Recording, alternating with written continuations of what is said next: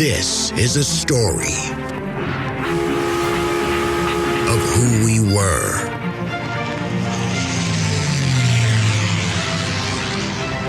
how we got here. Houston, the Eagle has landed.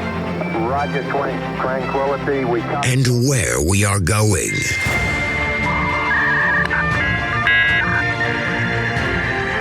You've got mail. So join us as we take history off the page.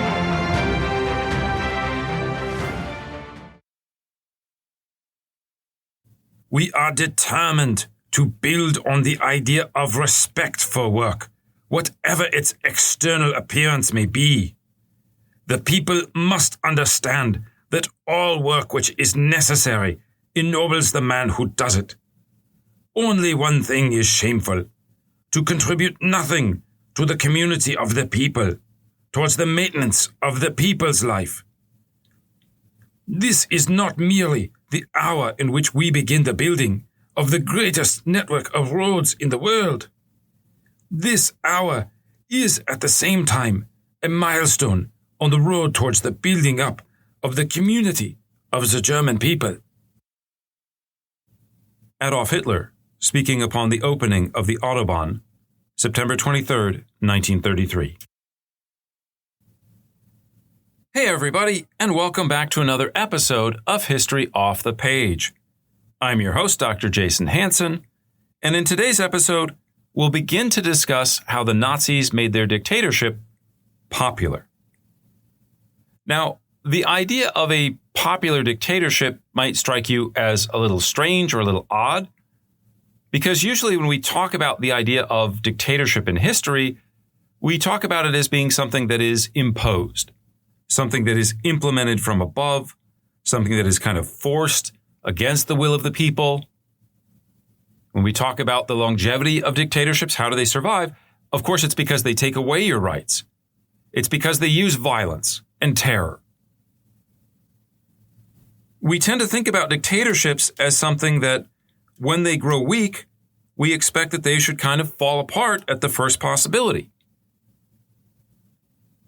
Especially growing up in the United States or Western Europe or, again, parts of Asia, people living in the 1990s, the early 2000s, our expectation was that dictatorship was kind of an unnatural state of government.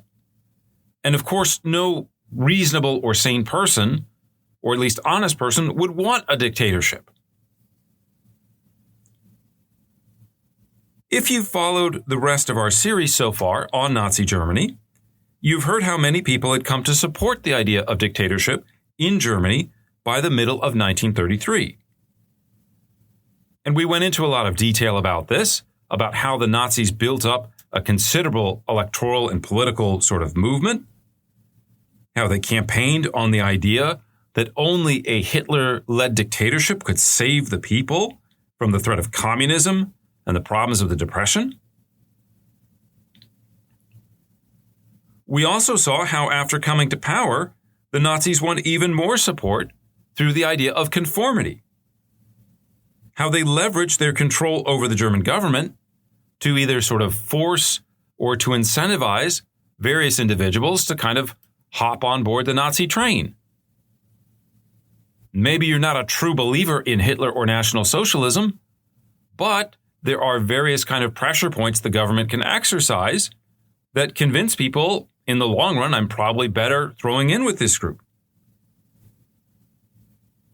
All of that, I think, makes sense to us at a certain level.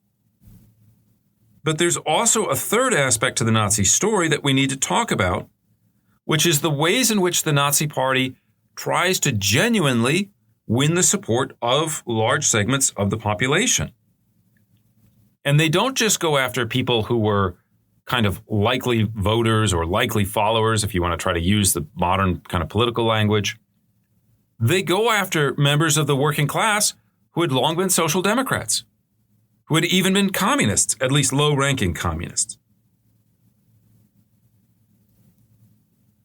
There is a genuine effort made by the Nazi Party to build popular support for what they're doing, even while at the same time they're creating these mechanisms of repression. Some of you are probably familiar, of course, with Machiavelli's famous quote about it being better to be feared than loved.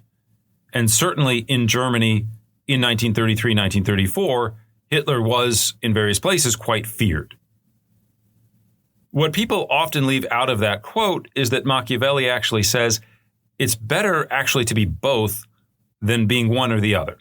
If you have to choose fear because you have more control over whether you can make the population fear you than whether you can make them love you. But hey, if you can pull both off, that's really the best way to go. And one could argue that, again, this is sort of what the Nazi Party's philosophy of governance is.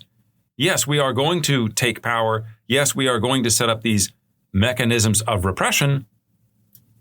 But the idea of winning popular support is also very, very, very important to them. And so in our next 3 episodes, we're basically going to unpack 3 different directions, 3 different areas in which the Nazi Party tries to build popular legitimacy for their dictatorship. And the first one of these areas, which is the one that we're going to talk about most today, is the idea of economic recovery. Simply put, before Hitler comes to power, Germany is mired in the doldrums of the Great Depression. You have millions and millions of people that are unemployed. Many people who just basically gave up the idea of looking for work because things are so bad. The future seems extremely grim. And yet, just a year after taking power, several million Germans were back at work. By 1936, just 3 years after coming to power, Germany is at what economists would call full employment. This is the idea that anyone with any kind of basic competence who wants a job can go out and find one. Can you imagine going through, again, the worst period of economics that in living memory to the best times of economics in living memory in just 3 years? And it all seems to coincide with Hitler coming to power. So to state the obvious, this economic recovery won the Nazis considerable public support. And just to be clear, just because people supported the Nazi Party, just because people were impressed with it, it doesn't mean that they never complained. It doesn't mean that there are no issues. We're going to talk about economics today. There are some historians like Adam Tooze that points out some of the problems in the Nazi economy, and we'll address those towards the end of the show. The second area, which we're going to get to in our next podcast episode, is that the Nazis believe in this concept of what they call the Volksgemeinschaft. The Volksgemeinschaft kind of translates roughly to the idea of the people's community. And this is the idea that the nation isn't necessarily just a political group, but it is a sort of biological or racial organism. And in that organism, all of the people, all of the citizens are kind of like cells in the body. Now, a lot of times when we talk about Nazism and racial ideas of the community, we talk about, obviously, some of the repression, talk about things like the Holocaust, genocide, the Roma, some of the things like the euthanasia program. We also talk about this sort of darker side, which is the idea of sacrifice. That the Nazi idea of the nation as a kind of living organism meant that all of the individuals in it were living not for their own welfare, but for basically the welfare of the community. And so if you're a man, what this means is you need to be ready to fight in a war. You need to be ready to die so that the nation might live. By contrast, if you're a woman, you need to think about the idea of raising children. Children is how the biological community persists in time. It's how the nation survives. And so we have these very kind of gender roles, and we have this kind of very strong emphasis on the idea of sacrifice. But the idea of the Volksgemeinschaft also means the idea of collective welfare. That the well-being of the nation means the well-being of all of its citizens, not just the people with money or with power or with political connections. the Nazis invest tremendous energy and effort into the idea of making ordinary people's lives better. And they do this in a variety of ways. They have these social welfare programs, right? So there are people that are poor. There are people that don't have enough to eat. They will create essentially charity programs to try to help them. But they go even farther than this. They set up certain social programs that are designed not just to help the poor, but to make the idea of the good life accessible to everyone. They start building things, or they come up with the idea of building things, like cars. They create vacation programs so that if you want to go on a luxury cruise, if you want to go to a beach resort for a week, guess what? The Nazi Party is going to make that possible for ordinary people, for people that are not making a lot of money out there. And so we'll discuss one of these programs, one of the smaller aspects of it today, the Volksempfänger. But the main discussion about this sort of second package of ideas and programs, that's going to be in our next episode. Finally, just very quickly, the last pillar of Nazi support was generated, one could argue, by Hitler's promise to make Germany a great power again. And this was particularly effective in winning support from older generations of Germans who had grown up or who had experienced Imperial Germany.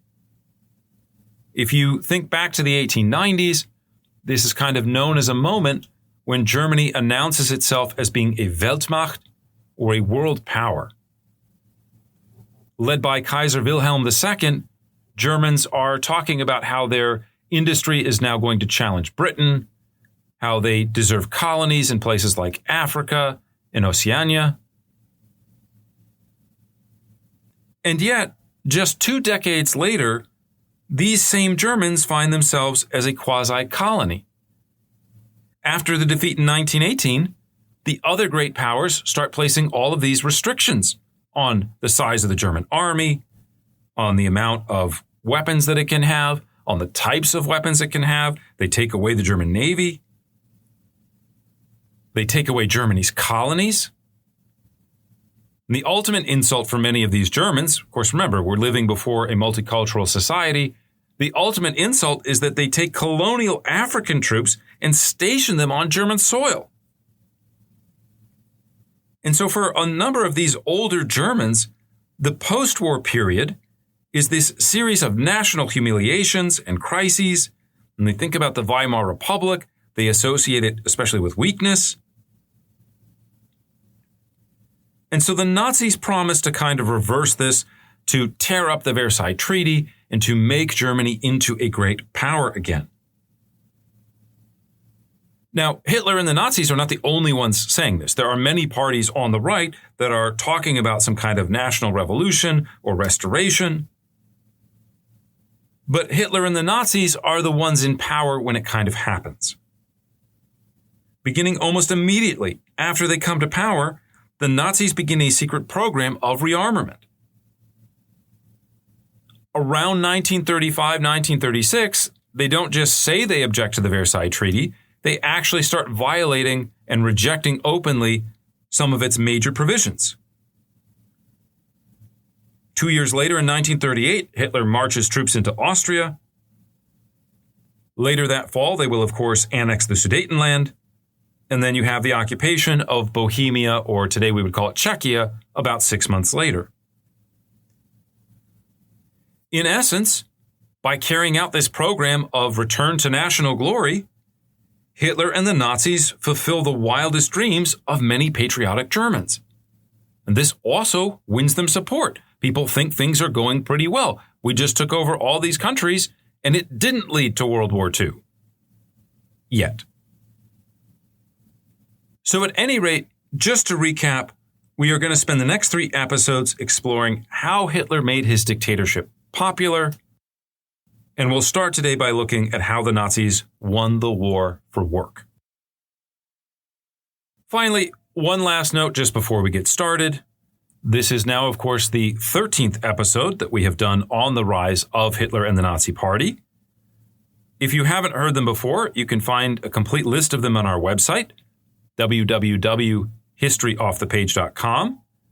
We also have a couple reading recommendations up there, as well as a list of other episodes on historical topics, and these include the Israeli-Palestinian conflict, Italian fascism, communism. There's some stuff in there about art and modernity. So we have a wide variety of stuff if you haven't listened to the podcast before. If you find the stuff about Nazi Germany particularly interesting, and you want to help us out and support the show, we have a number of episodes, I think we're up to 6 now, that are for Patreon-only subscribers. This includes The Making of Hitler, Rise of the SS, and a 2-part series on the Nazi takeover of the German town of Northeim. I'm currently working on a new one about the history of Auschwitz-Birkenau, the concentration camp. And if you want to hear these, you can gain access to them for as little as $2 a month via the website Patreon. If you're not familiar with Patreon, it's basically a website set up to help content creators like myself. Just Google History Off the Page and Patreon, and it'll take you right there. To those of you who are already supporting us, thank you so much. Without your help, we wouldn't be able to put on this show. Okay, let's get back to the history. As I mentioned in the intro, a big part of what made Hitler popular in the mid-1930s was the idea of German economic recovery. Now, we've already done a full episode on the history of the Great Depression, so I'm not going to spend a lot of time going into detail about it right now. I'll just mention the obvious, that the Great Depression was an enormously difficult thing for Germans to experience. As I said in the intro, millions and millions of people lost their jobs in Germany. They didn't seem to have a prospect of finding a new job. Between 1929 and 1932, unemployment in Germany rises from about 8.5%, but in 1929 to 1932, it rises to 29.9%. So almost 1 out of every 3 people that wants a job can't find one. In human terms, already by the winter of 1930-31, 5 million Germans were looking for work, and another million joined them over the course of the next year. And the history of the Great Depression isn't just about the history of workers being able to find jobs, it is also about the failure or the contraction even of industry. By 1932, industrial production in Germany is just about 40% of its 1929 level. Think about that. Just 40%. It's not even half of what it had been just 2 or 3 years earlier. I think when we talk about the Great Depression sometimes, we can also get lost in these statistics. There's so many people unemployed, such an unemployment percentage, industrial output, the number of orders for Coke or steel. We forget that there's a very real human, or one might even add a psychological effect or cost of the Depression as well. Imagine for a moment what it's like to be unemployed not just for weeks, not just for months, but for years. Imagine what it's like to only be able to get by because you essentially get a handout from the government or some kind of subsistence from the government. Yes, you're surviving. That's a good thing. It's better than the alternative. But if you're only surviving because of someone else's charity, what does that do to your self-esteem or your self-confidence? Can you imagine just eating at a soup kitchen every day, day after day, week after week, month after month? How does it make you feel to be someone who subsists or again, who survives only because of charity? For many Germans, the issue with the Depression isn't just the economic side of it, but it's the feeling that you're sinking in life, that your life was better and that your generation is kind of pissed it away in some ways, that you missed the boat, you experienced the best that ever was, and from now on, everything is just getting worse and worse and worse. You have no hope for the future. Adding to this sense of misery is the idea that the political leaders in Germany don't seem to be able to do a whole lot about the Depression. Under the leadership of Heinrich Brüning, who was chancellor from March 1930 to May 1932, it's not even that things don't get better, it's that they keep getting worse and worse and worse. Brüning's successors, Franz von Papen and Kurt von Schleicher, have such short chancellorships and such turbulent chancellorships that they too seem kind of powerless to do anything about it. So it's not just that the economics is bad, but your political leaders, your political system also seems unequal to the challenges of the day. So how did the Nazis succeed where these three presidential chancellors had failed? The short answer to this question really involves two different parts. And the first one is actually not economic so much as it is cultural. Simply put, Hitler and the Nazis attacked Germany's economic problems with the same vigor and directness that they used to destroy German democracy. From almost the moment that Hitler is appointed, the Nazis begin a flurry of short and long-term programs designed to show that they're doing something about the situation. And when I say doing something, I don't mean some kind of complicated economic plan, or they're going to do something with interest rates or credit default swaps, or this kind of dense, unintelligible, kind of economic-focused language that we often see from politicians and sort of experts, if you will. One of the first things the Nazi Party does after seizing power, for example, is to offer local governments small amounts of money for local public works projects. Now, some of this money had already been authorized in January by Schleicher's government, but the Nazis will enlarge and expand on these programs. In the small German town of Northeim, for example, Schleicher's government had given the town about 60,000 marks for street repairs. In March 1933, after they've kind of seized power, the Nazis expand this to being a 300,000 mark loan, with another 100,000 marks authorized in April. What do they do with this money? They basically pay people to start rebuilding streets, to start doing some of these smaller local jobs that the local government just didn't have money for. Economically speaking, in addition to the obvious thing that you're now starting to put some people in the local community to work, there's kind of an added bonus that because the local communities don't have to give out unemployment for people that now have jobs, they have a little bit of extra money that they can use to fund their other priorities. Now, it's important to note that these funds are not just spent on infrastructure, the kinds of roads and bridges that, especially if you lived through the Great Recession in the United States, about 2008 to 2012, the Obama administration loved talking about shovel-ready jobs. They were going to build roads. They were going to build bridges. Trump, during his first administration, talked about infrastructure week. Joe Biden did a whole infrastructure week. At least in the American political system, modern governments love talking about building roads and bridges as if this is the way to get out of any sort of economic sort of distress. The Nazis will do some of this, and as you heard from that opening quote where Hitler's talking about the Autobahn, they arguably build the most important road in Germany. But that's not all that they're going to spend the money on. One of the things that they do is they also give people money for beautification programs.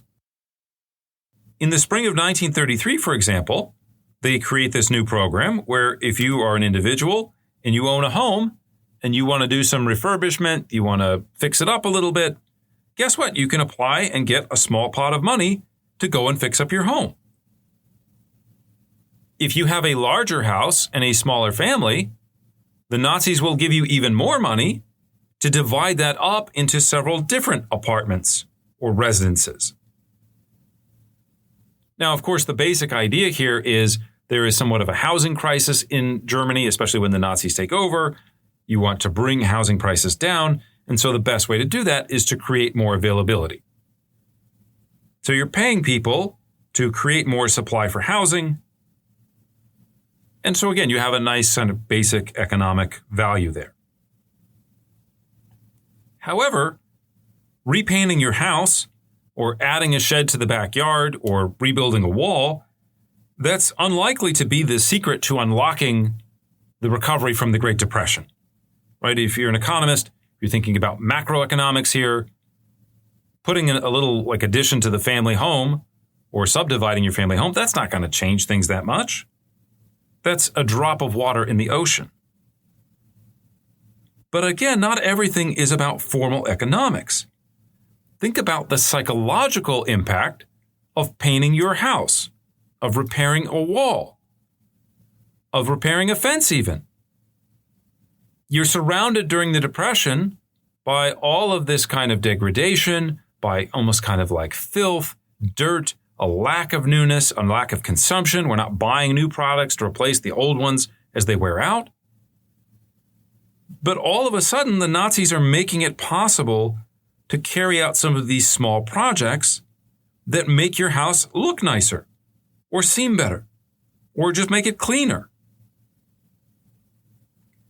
Psychologically speaking, you no longer feel this sense of sinking, of stasis, of, what is the future going to be? The future is just getting worse and worse and worse. You now feel like change is happening again in a positive direction. It is possible to imagine now that my house is fixed up, that maybe tomorrow will be a better day than today was. So the Nazis, even through a small program, they start working on the psychology of people experiencing the Great Depression, and this will have very positive effects for them. I'll also add one last note about this kind of program with the housing repair. One of the big sectors that gets hit by the Great Depression is the building trade. We saw this also in the United States during the Great Recession. Building trades, nobody wants to buy new homes when they don't have a lot of money. These little home repair jobs employ tradesmen like carpenters, like electricians, people who have felt the effects of the Depression acutely. And even though it's not going to be a permanent fix, even though it's not going to give them long-term employment, all their worries are solved, putting them back to some work makes them feel better about their own lives. Now, the second part of the short answer is kind of related to the first that I talked about, which is essentially the idea that the Nazis are going to spend their way out of the Depression. In 1933 alone, for example, the Nazis spend about 3.1 billion with a B, billion Reichsmark on housing and road development. And that's just in this one area. We're going to talk a lot today about economics, obviously, but the real thing that the Nazis want to spend their money on is not people's houses or roads or bridges or things like that. The Nazis want to spend their money on the military. The Nazis want to rearm.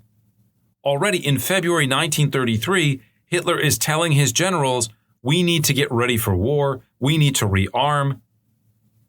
It is not some kind of reaction, again, to something that Britain or France or the United States is doing. Hitler has already decided, and had already expressed, quite frankly, in Mein Kampf, this desire for conquest. And so that is where the bulk of German spending is going to go, is to the army and to the military more broadly. But we're going to get into that in a future episode. Now, today, the concept of governments spending a lot of money, deficit spending, trying to get out of an economic hole by essentially spending your way out of it, that probably doesn't strike you as so surprising. We live today in a world in which most governments regularly spend more than they take in. How do they do this? They borrow the money. And how do they borrow the money? They issue bonds, most of them, right? Sometimes you can just print more money, but usually you issue bonds, right? You give me money, you, the individual, give me the government money, and I promise in 7 years or 10 years or 3 years or whatever it is, I promise to pay you back that money with a little bit of interest.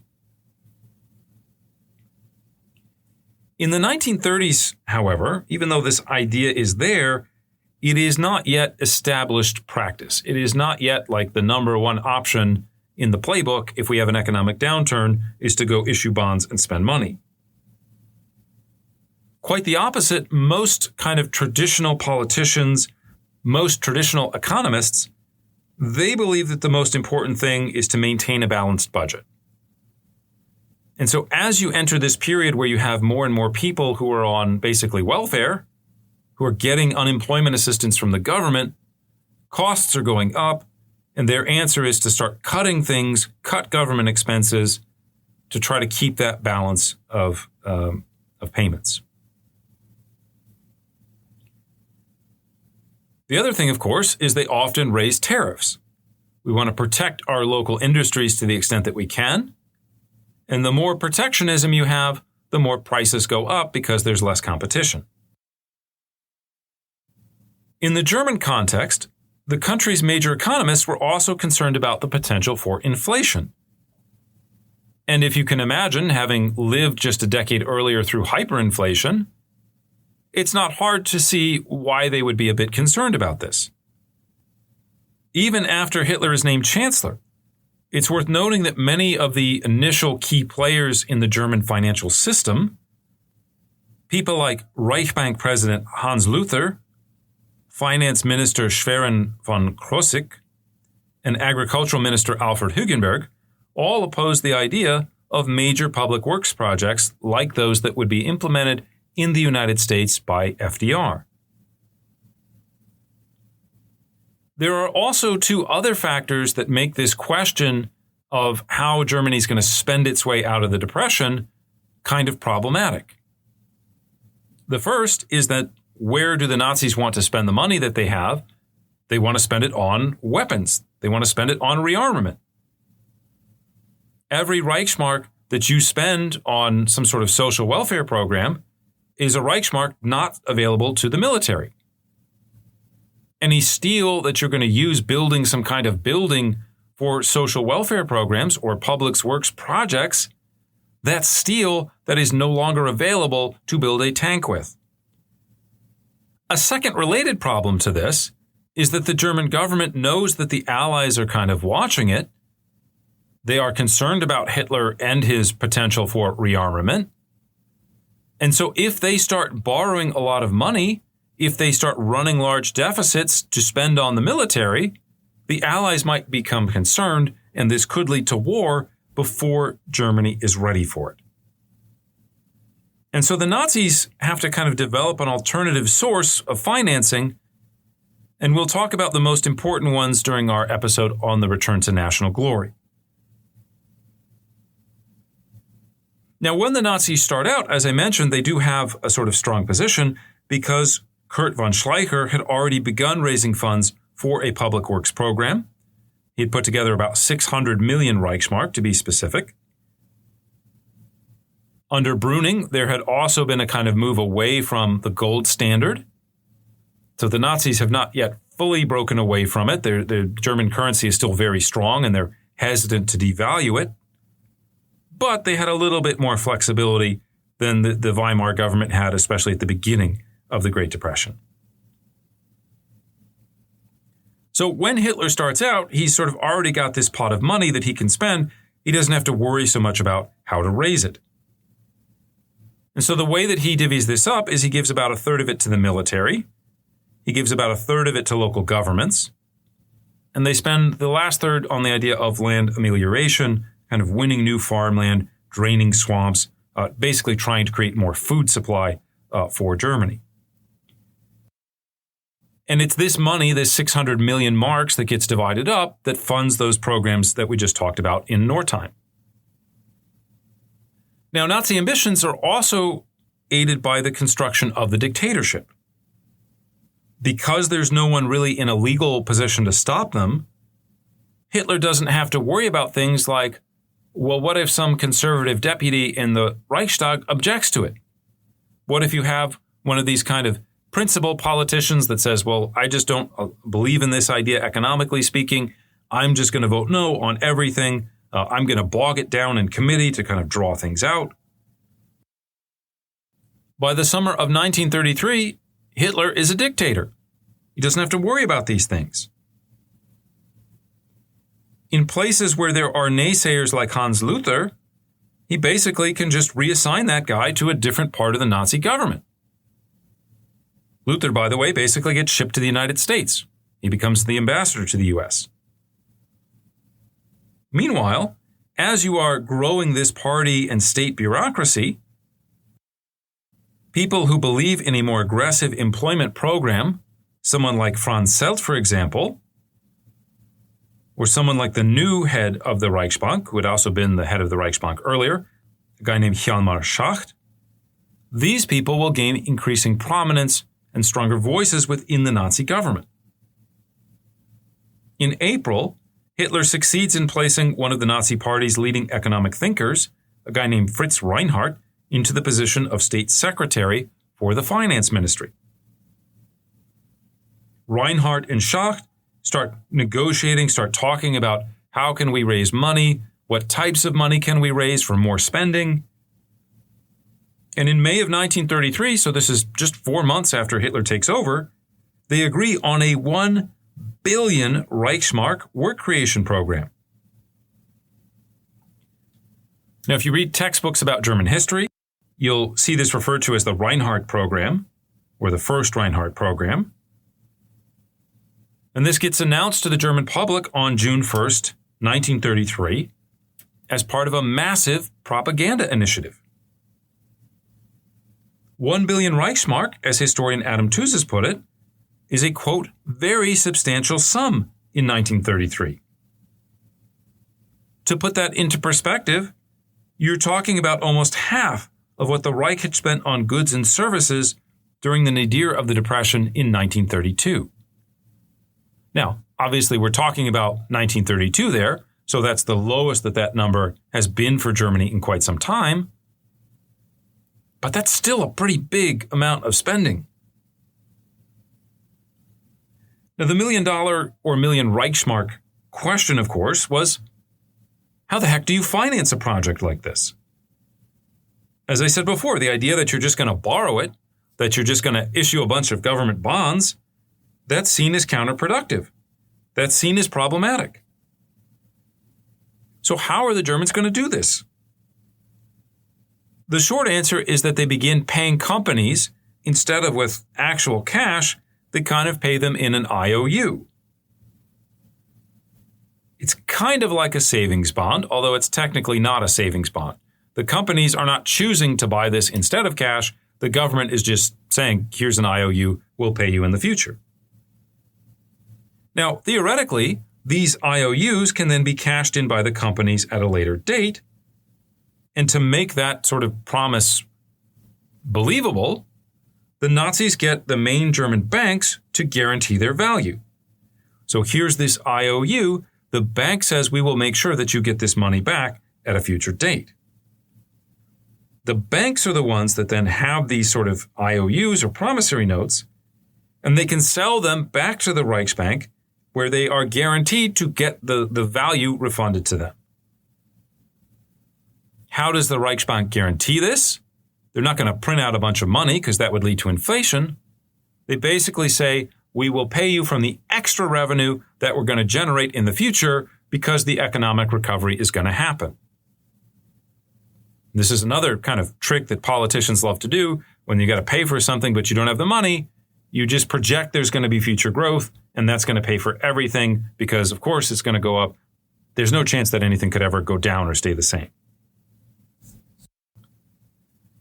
Whatever the risks were of that kind of thinking, in the moment of the Great Depression, with so many people unemployed, this idea provides a catalyst for new production and hiring, and this is exactly what the Nazis need, and so they're willing to roll the dice on it.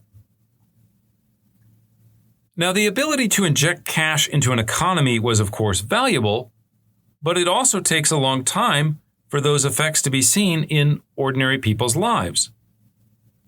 Again, those of you who lived through the Great Recession from around 2008 to 2012, you know that the government in the United States and in other countries was spending money, but it didn't really seem to feel like it had a major impact on people's lives until right around 2015 or 2016.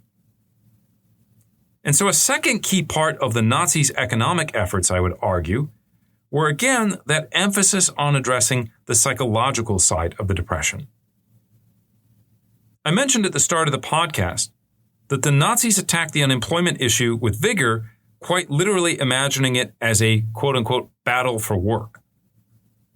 This phrasing actually became the heart of one of the largest and most effective Nazi propaganda campaigns, meant to show Germans that Hitler was solving their economic problems. And the Nazis are so focused on this that when they first address the issue of the economy, they're not thinking about long-term projects. They're not thinking about how do we get Germans high-paying, long-term employment jobs.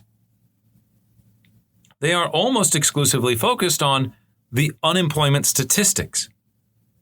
This war, if you will, is not going to be qualitative. It is going to be quantitative, and it is going to be focused again on driving down those statistics of people being out of work. In the summer of 1933, for example, the Nazis will pay people to do things like sweeping the streets, clearing the forests, planting flowers. Can you imagine today if some politician in your country got up and said, okay, my key program to stimulate the economy and create economic growth is people planting flowers? And people would say, like, what? That sounds crazy. But the Nazis aren't worried at this point necessarily about what is the long-term consequence or effect of paying people to do these kind of menial jobs. They want to get people off the unemployment dole. They want to be able to say to the German population, everyone is now back at work. The Great Depression is over. Now, some people would say, I just want a job. I just want income. I want something productive to do. There are others who kind of don't want to work or who only want to work for certain types of jobs. And so for them, the Nazis use less of the carrot and more of the stick. You don't want to work? Guess what? We're going to take away your unemployment benefits. You don't want to work? You think you're too good for manual labor? Guess what, Herr Professor? You might get sent to the concentration camp. And you can work for free. So many of these unemployed people, regardless of why they were unemployed, regardless of almost where they were, many of them welcome or at least accept these type of temporary jobs. And this, of course, then produces some of the statistics that I mentioned at the beginning of the podcast. Now, as these public works projects begin to lower the number of unemployed people in Germany, they are celebrated by the party as massive successes. In July 1933, for example, the Gauleiter, the official sort of Nazi leader of East Prussia, which is very kind of rural, very agricultural, it's a guy named Erich Koch, he declares that one of his districts is completely clear of unemployment, and it becomes the focus of this massive propaganda campaign. The following month, he says, actually, the whole province of East Prussia has been completely cleansed. Cleansed is the word that he uses, interestingly. Cleansed of unemployment. These achievements, again, are widely celebrated in the German press, and then supposedly they're replicated in Gau after Gau around the country. Now, were all these people really back to work? The answer is no. Or there's some manipulation of the statistics going on. Okay, you worked 1 day out of the month, therefore we get to count you as employed, therefore you don't make it into the official reports. There's also, when you're talking about rural economies, especially in this period in the 1930s, you're talking about seasonal employment, right? When it's harvest time, you need a lot of people. So you're going to employ lots of people. You're going to have people coming to your province just to work. So yes, there is some manipulation going on here. Not everything is perfect, even in a place like East Prussia, but it's the propaganda moment that matters to the Nazis. Even in places where you have more widespread and persistent unemployment, even if you can get your city unemployment level down to an area where you can say, we have won the battle, we have employed most or all of the people that were unemployed before, it becomes this moment to celebrate. And this moment, again, contributes to the idea, the psychology, if you will, that things are getting better. We are making advancements. We are working towards a longer-term goal of full unemployment for everyone. And as individuals experience this, there are some who were hostile to Nazism that will start to say, well, maybe Hitler is pulling some of this off. Maybe he actually does know what he's talking about. Now, of course, the Nazis are aware as all this is going on that these sort of short-term victories are not going to permanently win the battle for work. And so just as happens in the United States, they also began to engage in several major public works projects that are going to provide for that kind of stable, long-term, good-paying jobs in employment that are going to stimulate or facilitate economic recovery. And one of the most notorious of these was the one that I mentioned in the speech at the very beginning of the podcast. This is the construction of the Autobahn. Now, many of you already know what the Autobahn is, even if you don't live in Germany, because you've heard the idea that the Autobahn has no speed limits. And many, many teenage boys, especially in the United States, grow up dreaming about what could happen if I was at a road and there were no stoplights and there were no speed limits and I could go as fast as I want to go. So it's kind of this teenage dream that many kids have. Unfortunately, if this is your dream, I have some bad news for you. The Autobahn does have speed limits, especially in certain areas, especially in urban areas. I myself actually got a speeding ticket on the Autobahn once because I didn't know that. But it is an incredible architectural and engineering achievement. And if you ever get the chance to go to Germany, if you ever get the chance to drive on the Autobahn, I highly recommend it. It sounds kind of stereotypical, but Germans are actually very, very good drivers. You don't get like grandpa doing 50 miles an hour in the left-hand lane like you do in many places in the United States. But the Autobahn, it's worth noting, is something that is built initially by the Nazis. Now, I wouldn't go so far as to call it a Nazi idea, because like we saw with the idea of deficit financing and some of the financial things going on, the Nazis don't create the concept out of whole cloth. There had been since 1924 discussions in Germany about the idea of building a kind of highway, a superhighway, if you will, between Hamburg, Frankfurt, and Basel. The Italian fascists are also actually building highways in the 1920s, led by a guy named Piero Piroselli. But these early plans in Germany don't really tend to go anywhere. And one of the biggest reasons why is that you don't need a superhighway in Germany in 1924. You don't need that kind of infrastructure because very few people have cars. As late as 1932, for example, just 8 out of every 1,000 Germans own a car.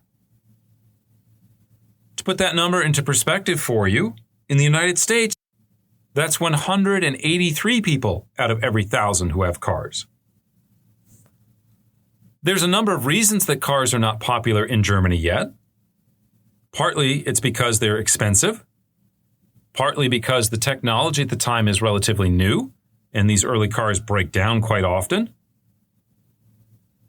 You also don't have a lot of the modern infrastructure that we need in order to have a car, right? If you're thinking about something like a gas station, tire shops, even the idea of like stoplights is relatively new. So cars are essentially a luxury good. If you've ever seen the show Downton Abbey that used to be on PBS, in one of the early episodes, the family gets a car. And the family is a noble family. They're wealthy. They've got lots of money. They got a chauffeur that they can hire. And this is because, again, in the 1920s, 1930s even, cars, especially in Europe, are a luxury good. If I want to travel from Hamburg to Basel, the best, most economical way to do it, the safest and fastest way to do it, is to take the train. The Nazis, however, understood the practicality of the Autobahn less in terms of its immediate use than for what it could mean for the country's future. And here they're concerned about kind of two things. One, as I said, the Nazis are already thinking about war, already thinking about rearmament. Would not having a highway system without stoplights where you can just drive and drive and drive, as armies themselves become more mechanized, would that not be helpful for fighting, let's say, a two-front war? The other thing, however, and this is a theme that we keep talking about again and again today, is the propaganda value of the Autobahn, the psychological value of building something like that, again, an engineering kind of wonder. We sometimes forget today that cars are not only about the idea of luxury, but in the 1930s, they are also a symbol of modernity. To be able to drive a car meant speed. And speed is one of the core sort of concepts or themes of this emerging moment of modernity around 1914, around 1920, right? It's end of the 19th century, beginning of the 20th century. There is this fixation on speed. How much faster, how much higher, how much further can we go? If you are going to create a place where people can go fast, then you are essentially creating something of value, something that shows the power and the sophistication of German technology and German engineering. If you are trying to emerge from a period where your society feels weak and powerless and backward, does not technological achievement show the opposite? Is not technological achievement an answer to the woes of politics or economics? In its own way, it's kind of a way of showing national glory. Why did the United States try to land on the moon in the late 1960s? It was because the Soviets got into space first. And the United States said, oh, we can't have that happening. We're supposed to be the most advanced, most progressive country, the wealthiest, the biggest, the baddest, the most powerful. We're in this rivalry with the Soviets. We got to do something big, something flashy. The Autobahn, in a sort of way, is the equivalent of the Apollo program for Nazi Germany. Now, to build the Autobahn, on June 30th, 1933, Hitler would turn to the Nazi engineer Fritz Todt. Todt had been a longtime Nazi Party member all the way back since 1923, but he had a background in civil engineering and aviation. He had served during World War I. And today we would kind of describe Todt as sort of a tech guy, the type of fascist who sort of embraces the idea of modernity, of mechanization, of rationalism. Part of his understanding of what fascism is a kind of controlled industry where these sort of experts are applying the lessons of modern science, and they're sort of developing a future society that is better, right? They're using their minds to imagine a future that is just better than what the present is. Now, as early as December 1932, Todt had already been sort of pushing this idea that the Nazis should build a national road system. He kind of develops a connection to Rudolf Hess, who is officially sort of Hitler's deputy. And Hess helps get these ideas in front of Hitler. And Hitler loves them. Hitler is fascinated by technology. Hitler loves cars, loves airplanes, or at least grows to love airplanes. And so the initial idea that Todt comes up with is that the government is going to invest 5 billion Reichsmark in building the Autobahn, and this is going to produce something like 600,000 jobs for Germans over the course of 5 years. Now, despite this technical background, it's also important to note that even though Todt is a kind of technocrat, he is not the kind of cold, nerdy engineer that you see in like the movies, where he's got the white coat on and the glasses with the tape to keep them together, and he's got a bunch of pens in his pocket. And that's all he thinks about is mathematical equations.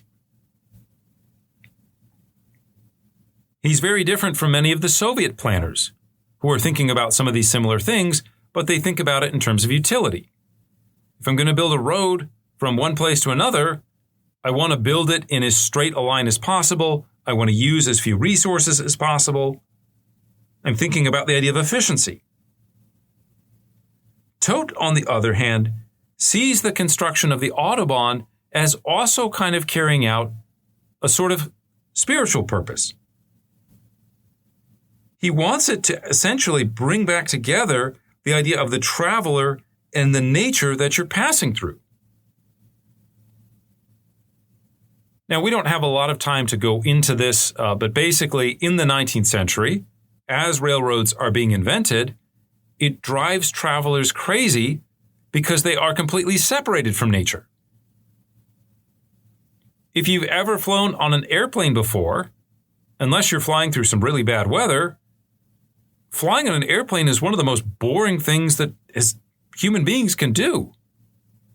Now, today we have flat screens, we have Wi-Fi, there's different things to entertain us, but think about the experience of being on the plane. If you're not next to a window seat, you can't look at anything. You don't feel the wind. If it's sunny or rainy or cloudy, if it's cold outside, if it's warm, you don't have any connection to any of that. And even if you do have a window seat, quite frankly, you look out the window for maybe a minute or two after takeoff, maybe 5 or 10 minutes on landing, and the rest of the time, all you see are clouds. Or the landscape, the horizon is so far below you that you can't make out anything. So travel is boring, and for people in the 19th century, it was incredibly boring. Gustave Flaubert, the French novelist, he used to stay up all night before a train journey because there was nothing to do on the train, and he thought, well, I'll just go to sleep. In that way it'll pass by quickly. Todt, on the other hand, wants driving the Autobahn to be a sort of immersive, interactive experience. Todt will say, we're not just going to run our highways through the most kind of convenient points, but we want it to be carried out in the most aesthetically pleasant way possible. If we're driving through a valley, maybe we're going to take that road up onto a ridge so that you can see the valley. Maybe we're going to try to place it in such a way that you're driving and you see the town, but you see the mountain or the beautiful hill behind it. As one of Todt's planners wrote, the idea was, quote, not to destroy the scenery, but to emphasize the particular character of each individual landscape through the sensitivity with which its routes are laid out. End quote. To put this another way, they hope to make the landscape more beautiful than when it was before. On September 23, 1933, as part of a massive propaganda event showcased on film, Hitler shoveled the first dirt for the construction of the highway system. By May 1935, the first section of the Autobahn from Frankfurt to Darmstadt was completed, and about 3,500 kilometers would eventually be finished by the end of 1938, when basically the demands for the war started to take over the resources available for construction. So as a propaganda event, the Autobahn is a massive success. Now, we should also note that it never became the major job creator that Todt had once envisioned.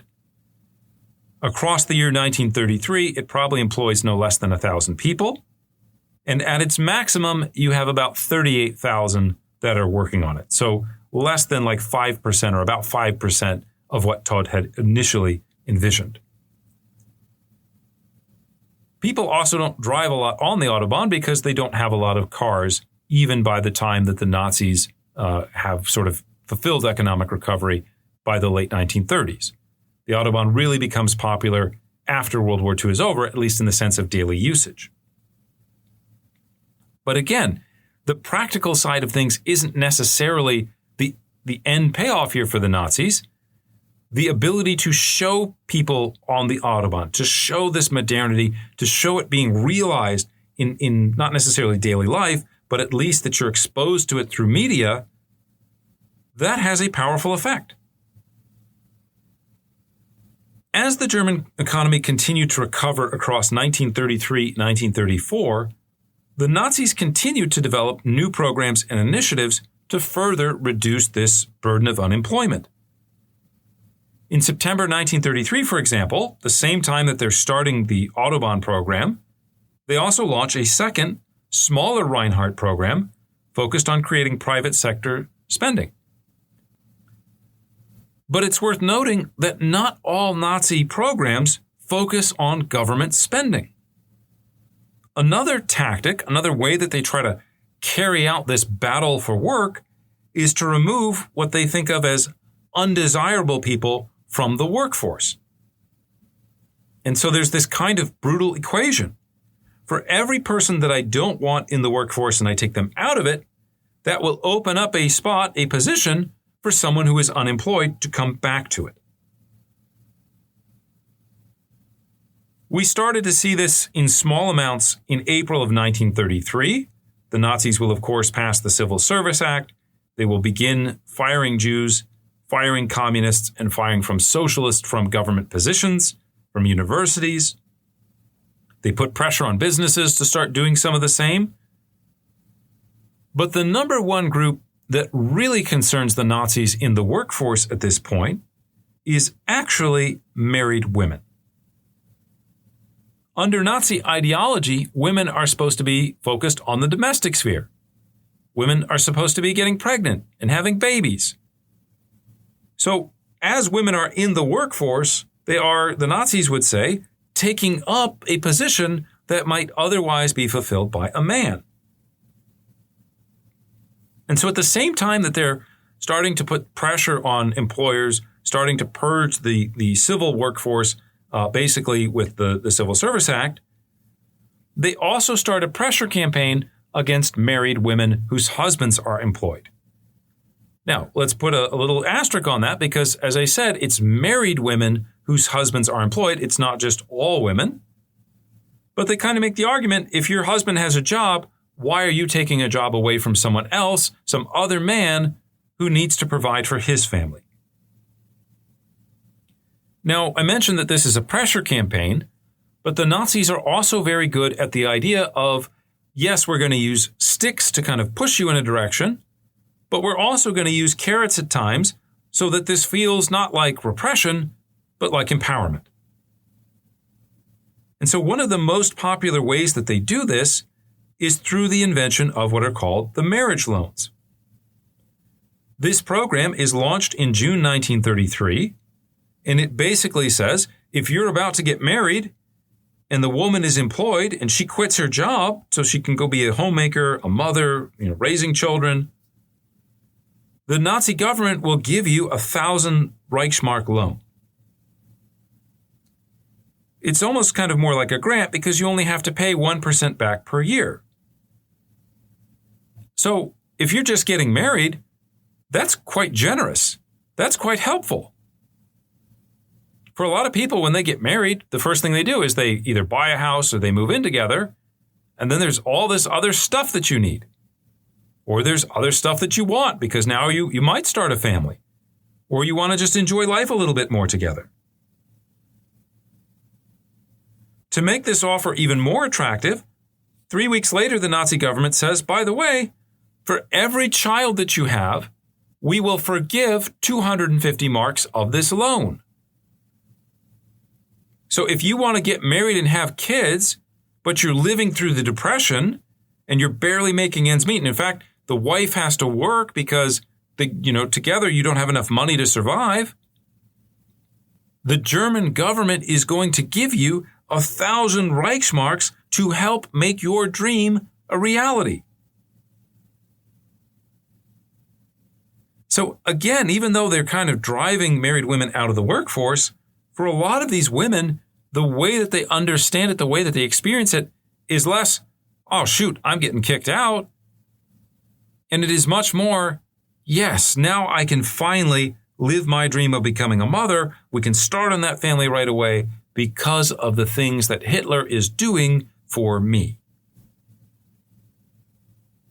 By 1936, about a third of the couples getting married in Germany will take on these new loans.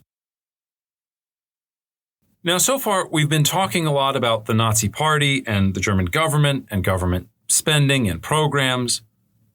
But it's worth noting that not all of the economic recovery in Germany is experienced or driven by the government. There is a lot that is, and it's certainly much more than you would find in really any country in Europe today, in the United States today. As we'll see, the Nazi government gets heavily involved in the sort of business world. But not everything is about government.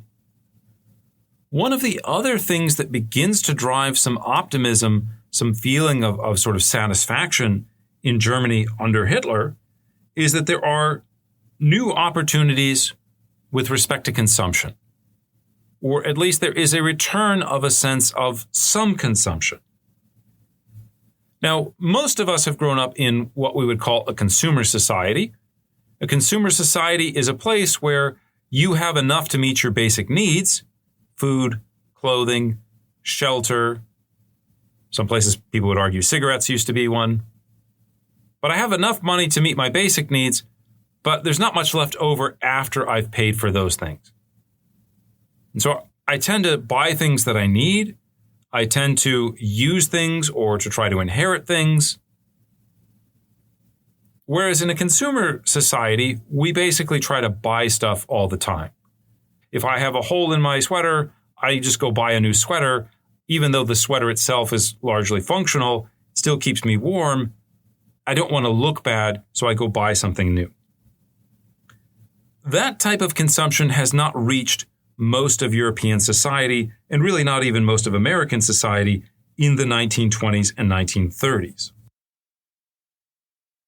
But you did start to see, again, the end of the 19th century, beginning of the 20th century, the very beginnings of this consumer economy in places like Germany. In other words, people had a little bit of disposable income and they could buy products that maybe they didn't necessarily need, but that they liked, right? So if you buy a Christmas tree, it's nice to have the Christmas tree, but it's even better if you can throw some decorations up on it. This idea of consumption, again, in the 1920s and 30s is also very class specific. So people who are working class tend to not be engaged in a lot of consumption activity yet. People that are from the middle classes, people that are from bourgeois classes, these people tend to be more engaged in the idea of consumption, although again, it's not quite the level that we would experience today. For Germans who had begun to experience a consumer society in the late 1800s, in the beginning of the 20th century, once you get to World War I, you have to dial back on that consumption. Once you're in the 1920s, at the bookends, with the immediate aftermath of World War I and hyperinflation, with the Great Depression, you also again have to dial back on your consumption. So as the economy begins to improve in 1933, 1934, especially 1935 and 36, there are certain groups of Germans that can now buy more products, that can begin to sort of re-engage in that type of consumption that can bring pleasure. And I have two examples of this that I kind of think drive home the point. The first of which relates to one of my favorite things in life, which is Coca Cola. Now, this isn't the place to get into a deep history of Coca Cola here, but basically by the 1920s, this little soda manufacturer from Atlanta, Georgia, had begun to develop a global distribution network. In 1929, an American guy named Ray Rivington Powers had started bottling Coke in Germany. And even though he starting a business in 1929, not the best time to start a business, Powers actually experiences quite a bit of success. Between 1929 and 1933, German Coke sales rose from just under 6,000 cases per year to over 100,000. Unfortunately, Powers is not really a good businessman, and his lack of organizational skills soon led to his removal as the main Coke man in Germany. The story behind this is a little complicated. You can read more about it in Mark Pendergast's entertaining book on the history of Coca Cola. I believe it's called For God, Country, and Coca Cola. Great title. But anyways, Powers was dismissed, and instead they bring in this 30-year-old German guy named Max Kite. Kite is actually spelled like Keith in English, but the German way you pronounce it is Max Kite. And Kite would transform this product into a household name in Germany. Kite does this by implementing several good business practices. We're not going to go into the details about all of them, but one of his best ideas is he kind of develops this sort of refrigerated briefcase or cooler that the salesman can put the Coke into, and then when they go into bars and say, oh, would you like to try an ice-cold Coca-Cola? People like drinking the beverage cold. It tastes much better. It's more refreshing. And so sales will begin to increase rapidly.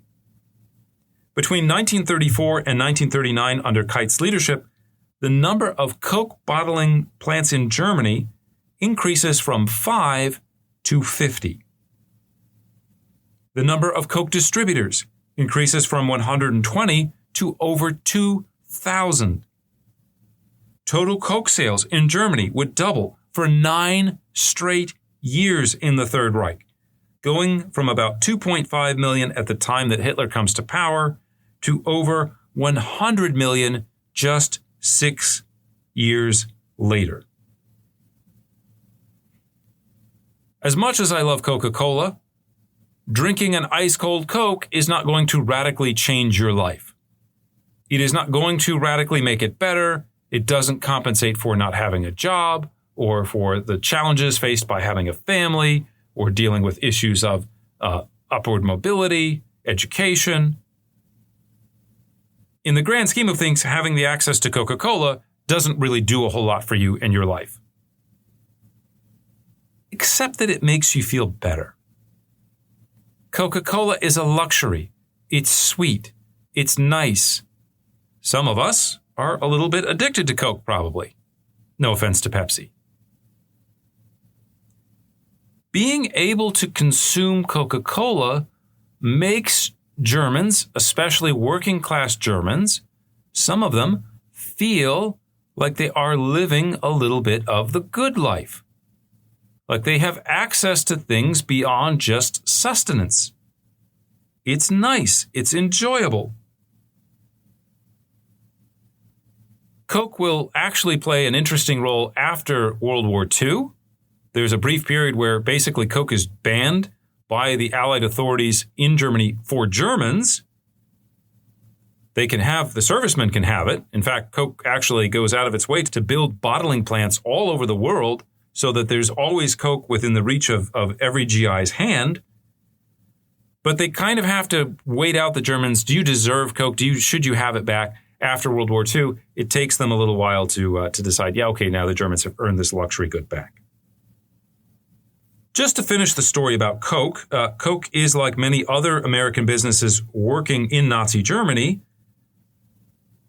a little bit compromised, a little bit involved or supportive of the regime. I wouldn't say that Coke itself is supportive of the regime, but the president of the company, a guy named Robert Woodruff, goes to Berlin during the 1936 Olympics. Coke is heavily promoted during that Olympic gathering. They give it to the athletes. They give it to the spectators. And being from the South, Woodruff is not really bothered by a lot of the Nazi racism. He doesn't get upset about benches that say only for Aryans. There's obviously a lot of discussion of Jesse Owens that happens as well. He's not really that concerned about that. Robert Woodruff is also not particularly concerned about concentration camps. He's not concerned about the lack of democracy. Now, to be fair, a number of those concentration camps had just been closed. This is kind of a lull in the building of concentration camps and use of concentration camps in Nazi Germany. We talk about that a lot in our Patreon episode on the SS and the history of the concentration camps. But there is one thing that really bothers Robert Woodruff, that he really gets upset about, that he gets home and he starts writing letters and he's very, very angry about it. And what is that one thing? It is that the Nazis have put a label on German Coke bottles that says contains caffeine. So Woodruff is not bothered by the racism, not bothered by the repression. Woodruff is bothered by a label because it might interfere with Coke sales because people might not want to drink caffeine. There's more to this story that we don't have time to get into. Again, if you are a Coke enthusiast, if you want to know about the history of Coke, go ahead and check out Mark Pendergast's book. It's really entertaining, very funny, and very comprehensive. Now, Coke obviously is an American product that is distributed in Germany, sold to Germans. But it's worth noting that the Nazis themselves also promote this idea of consumption from German-produced items as well. And one of the best examples of this can be seen in the story of the radio in Nazi Germany. Basically, if you haven't listened to our episodes on technology in the 1920s, the short story is that the radio kind of breaks through in the early 1920s. You have the formation of radio stations. It starts to become popular, especially after World War I. By 1933, however, these radios are still large and they're clunky, and they represent a real significant investment for a family. So people like them. People love hearing the music on the radio. Some people like hearing the politics on the radio. But they're really, really hard to buy and hard to put in your home. And so when the Nazis come to power in 1933, propaganda minister Joseph Goebbels asks his engineers to design a newer, smaller, more affordable version of the radio. The result was the creation of something called the Volksempfänger, or the People's Radio, in August of 1933. This radio will sell for about 76 Reichsmark, which is a pretty good reduction, considering that the previous prices ranged from about 200 Reichsmark to 400 Reichsmark for a single radio. 76 Reichsmark isn't nothing. It's about 2 weeks of the average worker's salary, but 2 weeks is a lot better than 6 weeks or 12 weeks. Later, they'll keep working on this, and they even invent a smaller version of the Volksempfänger that will be sold for just 36 Reichsmark. Now, these cost-cutting measures come in part by reducing the quality of the radios themselves. They have a kind of weak receiver. It's very hard for Germans to pick up signals from outside the Reich, depending on where they are. Of course, this doesn't necessarily bother Joseph Goebbels. Doesn't want people listening to the BBC, for example. But despite these kind of limitations, the little radios become enormously popular. Between 1933 and 1942, for example, the number of households with a radio in them in Germany jumps from 4.5 million to 16 million, an overall increase of about 25% to 65% of the German population. Now, Germans also experienced this new wave of commercialization in smaller ways as well. One of the things that also becomes very popular in the 1920s is the idea of going to the movies. In Germany in particular, during the Roaring 20s, they loved building these things called Filmpalasts. So the experience of going to the theater isn't just here's a screen, here's some seats, but they really make them into these kind of luxurious theaters where you can see some of the images online of like these just gorgeous theaters, places where people went to see movies. Weimar in particular, in many ways, is kind of synonymous with the idea of film production. And we could talk here about some of the big box office hits, things like Fritz Lang's two-part Die Nibelungen series. We could talk about sci-fi epics like Metropolis, the 1931 serial killer M. There's also less commercially successful films, but they're still very well known today. Things like Nosferatu, The Blue Angel, Cabinet of Dr. Caligari. And so in the 1920s, the idea of going to the cinema becomes part of middle class and wealthier patrons' daily lives. In 1928, for example, German theaters will sell over 350 million movie tickets. Of course, what happens then, this is followed by the Depression. And during the Depression, there are these kind of significant barriers to disposable income.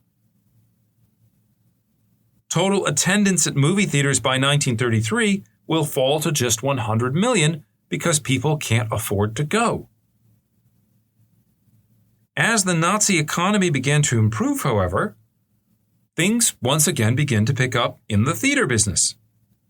By 1935, the number of tickets sold had tripled to more than 305 million, and by 1942, in the middle of the war, it actually reaches 1 billion.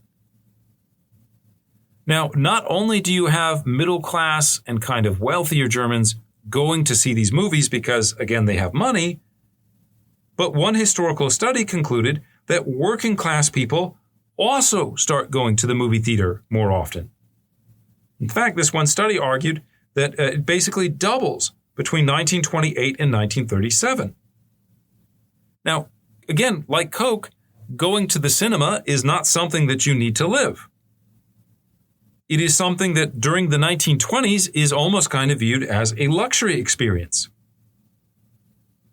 During the high point of Weimar, many Germans got used to engaging in or interacting with or consuming this quasi kind of luxury thing. It gets taken away from them during the Depression, or from many of them for economic reasons during the Depression, but returns under Hitler. And so again, for a lot of these ordinary people, these ordinary Germans, they're not sitting there reading Mein Kampf. They're not sitting there thinking about, what does John Stuart Mill say about liberty and freedom and Tocqueville? They're sitting there saying, I love going to the movies. I couldn't go to the movies. And now under Hitler's leadership, I can go to the movies and drink a Coke there again. These types of experiences, even though, again, in the macro level, they're not changing the economic destiny of Germany, they are small things that ordinary people appreciate in their daily lives that make them more open to or more genuinely supportive of Hitler. Now, so far the story I've told you today has been pretty positive. On the day Hitler came to power in January 1933, approximately 6 million Germans were unemployed. The unemployment rate itself, as I've mentioned, was about 30%. For many, many Germans, it's not just the current suffering, but it's the idea that the future looked bleak. And yet, by the end of Hitler's first year in power, about 2 million people had been moved off the unemployment dole. By the end of 1936, Germany would essentially be at full employment. There were, however, some additional economic aspects to Nazi Germany that we haven't touched on.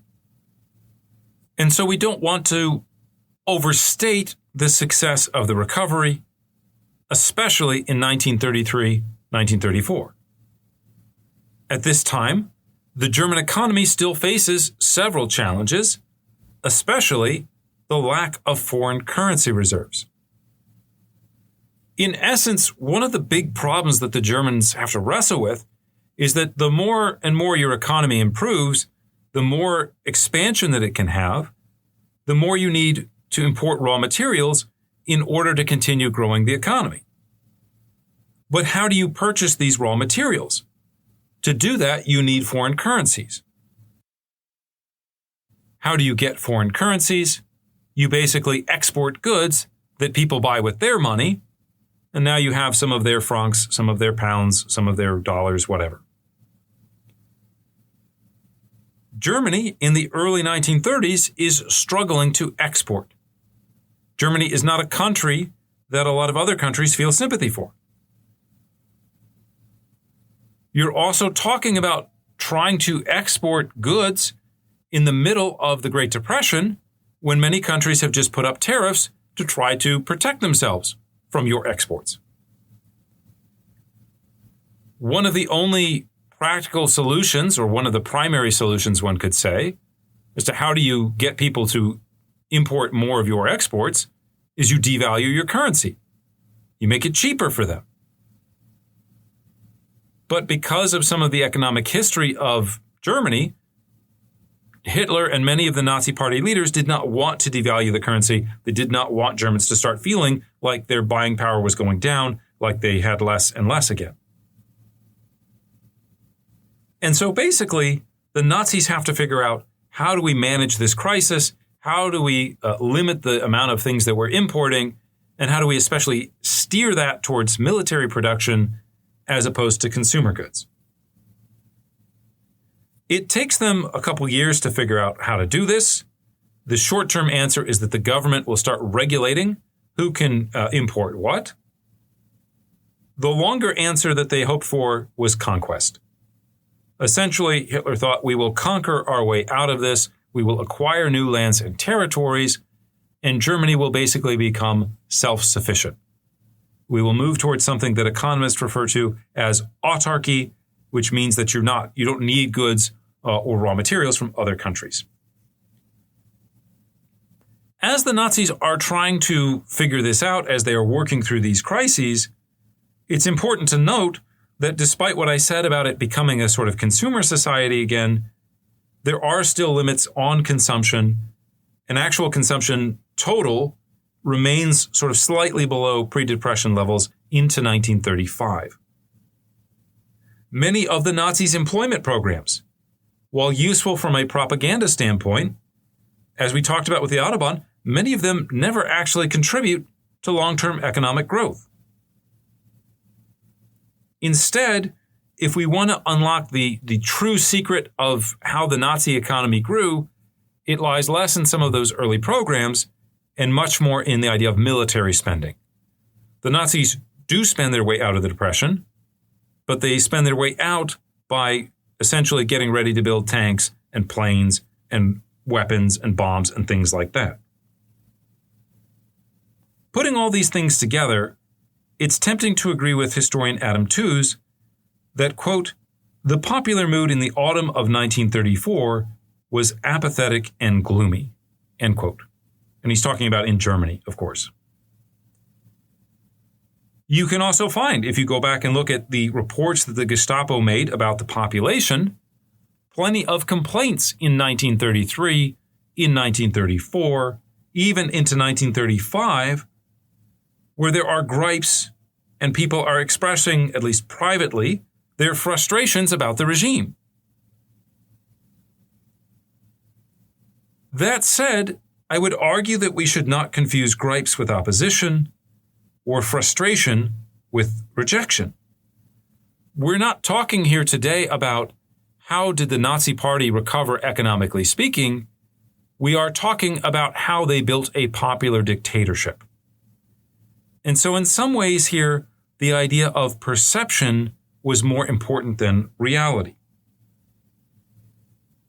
As more and more people begin to find work, whether that is permanent, good paying, long lasting, the expectation is this is a permanent position, or whether that's kind of more shorter term, temporary, you're going to go work on the Autobahn for a couple months and then see what happens after that.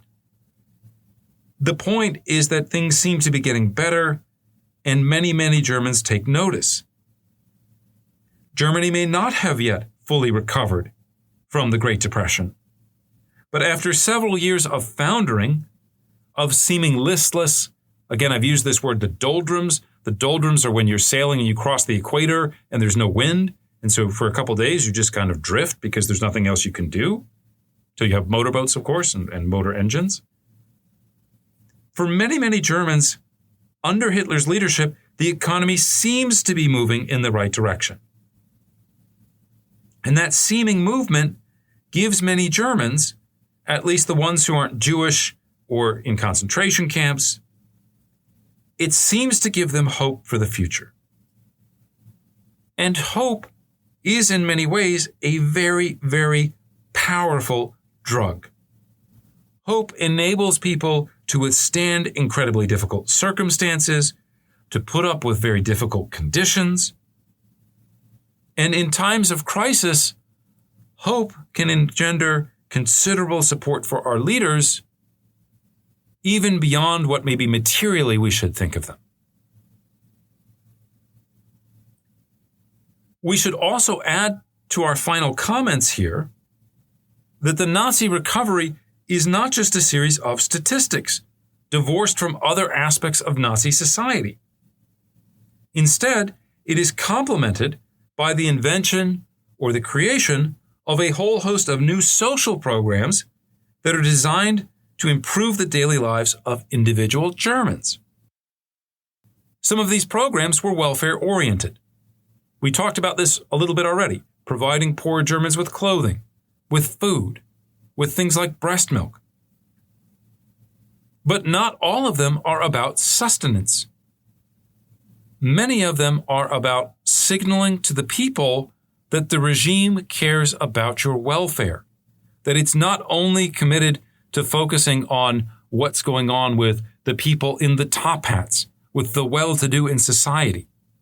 There's a kind of symbolic value to social welfare programs that say, we care about you. The other side of these kind of new programs, the other side of that coin, is more aspirational. The Nazis will create programs to reach out to, again, ordinary Germans and say, here are these things like the movies, like the radio, like especially cars or beach vacations or cruises. Those things had previously been largely reserved for the wealthy. We are going to try to make them available to you, ordinary person. To put it crudely, the Nazis make many Germans feel as if they now have access to the good life. And when you put that together with the signs of economic recovery, with the psychological value of the economic recovery, or at least to the extent that it had been achieved, you are again talking about an enormously powerful drug that wins Hitler a lot of credit from people who weren't necessarily Nazis to begin with. And so as the Nazi revolution transitions from the quest for political power to this broader, more fundamental remaking of German society, and later even to a remaking of the map of Europe, many of these Germans will let Hitler have some leeway, will let him try, will say to themselves, well, the Fuhrer was right about the economy, maybe he's right about some of these other things as well. So we'll go into more detail about these social programs next time. We'll go into more detail about Nazi racism, Nazi racial and biological attempts to kind of remake German society. We'll take care of all that in future episodes.